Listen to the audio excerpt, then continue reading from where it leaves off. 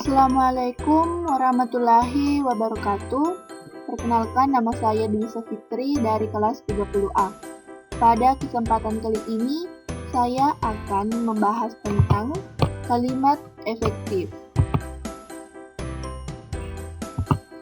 Baik, yang pertama pengertian kalimat efektif. Kalimat efektif adalah kalimat yang sesuai dengan kaidah-kaidah bahasa, baik ejaan maupun tanda bacanya, sehingga mudah dipahami oleh pembaca atau pendengarnya. Jenis-jenis kalimat efektif. Yang pertama, kesepadanan. Kesepadanan adalah keseimbangan antara gagasan dan struktur dan bahasa yang digunakan. Ciri-ciri dari kesepadanan suatu kalimat adalah: yang pertama, memiliki subjek dan predikat yang jelas. Yang kedua, tidak terdapat subjek yang ganda. Ketiga, kalimat penghubung intrakalimat tidak dipakai pada kalimat tunggal. Dan yang keempat, predikat kalimat tidak didahului oleh kata yang. Seperti yang kita lihat di sini, contoh kalimat kesepadanan yang salah. Penyusunan laporan itu saya dibantu oleh para dosen. Dan yang benar adalah dalam menyusun laporan itu saya dibantu oleh para dosen. Selanjutnya, keparalelan. Keparalelan adalah kesamaan bentuk kata atau imbuhan yang digunakan dalam kalimat itu. Jika pertama memakai verba, bentuk yang kedua juga harus memakai verba. Jika kalimat pertama menggunakan imbuhan me, maka kalimat berikutnya harus juga menggunakan kata berimbuhan me.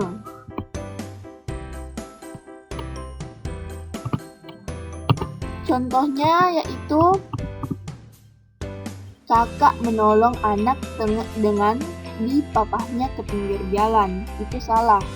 Yang kedua, yang benar, kakak menolong anak itu dengan memapahnya ke pinggir jalan.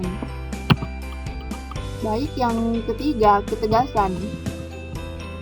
Ketegasan adalah suatu perlakuan, penekanan atau penonjolan terhadap suatu kalimat.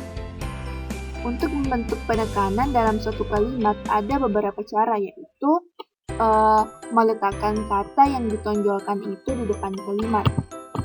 Contohnya, harapan kami adalah agar soal ini dapat kita bicarakan lagi pada kesempatan lain. Sedangkan contoh yang benarnya, pada kesempatan lain kami berharap kita dapat membicarakan lagi soal ini. Cara yang lain untuk membentuk penekanan yaitu urutan kata yang bertahap dan melakukan pengulangan kata atau repetisi. Selanjutnya, kelogisan. Kelogisan adalah masuk akal, artinya bahwa ide kalimat itu dapat dengan mudah dipahami dan penulisannya sesuai dengan ejaan yang berlaku. Contohnya, contoh yang salah, agar tidak banyak memakan waktu, itu salah. Sedangkan kalimat yang benar, agar tidak terlalu lama. Selanjutnya, kehematan. Kehematan adalah menggunakan kata, frasa, atau bentuk lain yang dianggap perlu saja, tetapi tidak menyalahi kaidah tata bahasa. Yang perlu diperhatikan dalam penghematan kata ini yaitu menghilangkan pengulangan subjek, menghindari penggunaan superordinat pada hipotimik kata. Yang ketiga, menghindari sinonim dalam satu kalimat. Dan yang keempat, tidak menjamakan kata-kata yang berbentuk jamak. Contohnya, contoh yang salah, rapat itu dihadiri oleh beberapa dari banyak anggota saja.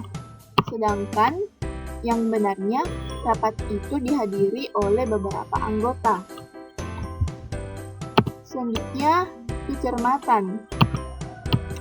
Kecermatan adalah tidak menimbulkan tafsiran ganda dan tepat dalam pilihan kata. Contohnya, mahasiswa dari perguruan tinggi yang terkenal itu menerima beasiswa. Itu kalimat yang salah. Dan kalimat yang benar adalah mahasiswa dari perguruan tinggi terkenal itu menerima beasiswa. Dan yang ketujuh, kepaduan. Kepaduan adalah menggunakan panduan kata supaya informasi yang disampaikannya tidak terpecah-pecah. Contoh, kalimat yang salah, Syihab membeli 2 buah roti adiknya. Sedangkan kalimat yang benar adalah Syihab membeli 2 buah roti untuk adiknya.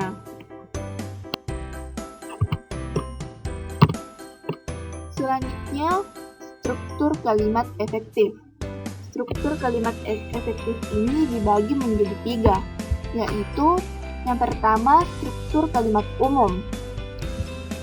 Unsur-unsur yang membangun sebuah kalimat dapat dibedakan menjadi 2, yaitu unsur wajib dan unsur tak wajib atau unsur mana suka.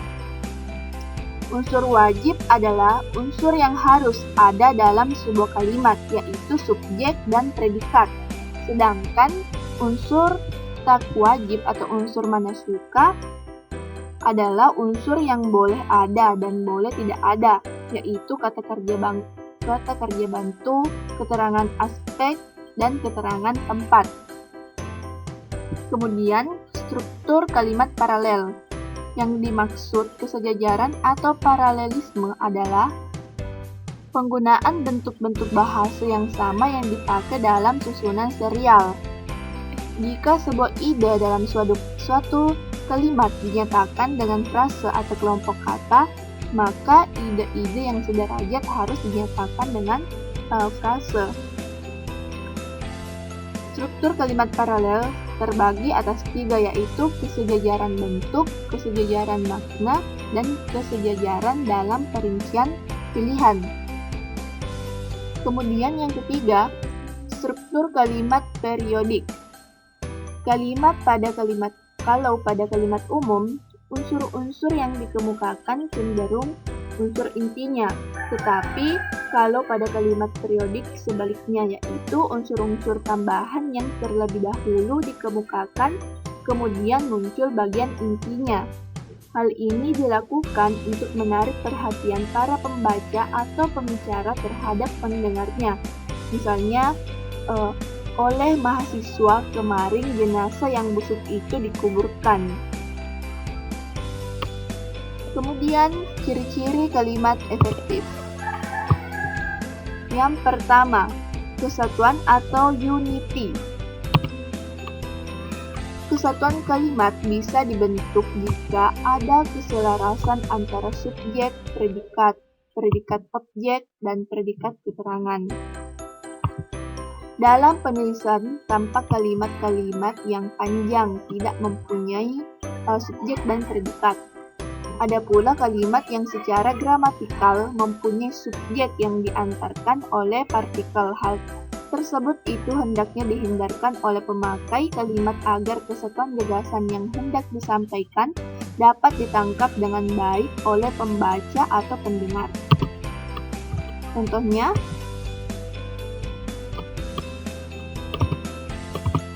kemudian kehematan, adanya hubungan jumlah kata yang digunakan dengan luasnya jangkauan makna yang diacu. Sedangkan yang ketiga, penekanan atau emphasis, pemindahan letak frase dan mengulang kata-kata yang sama. Pada pendekatan ini juga dapat dilakukan dengan penegasan dengan intonasi, dengan partikel, dengan kata keterangan, dengan kontras makna, dengan pemindahan unsur dan dalam bentuk pasif.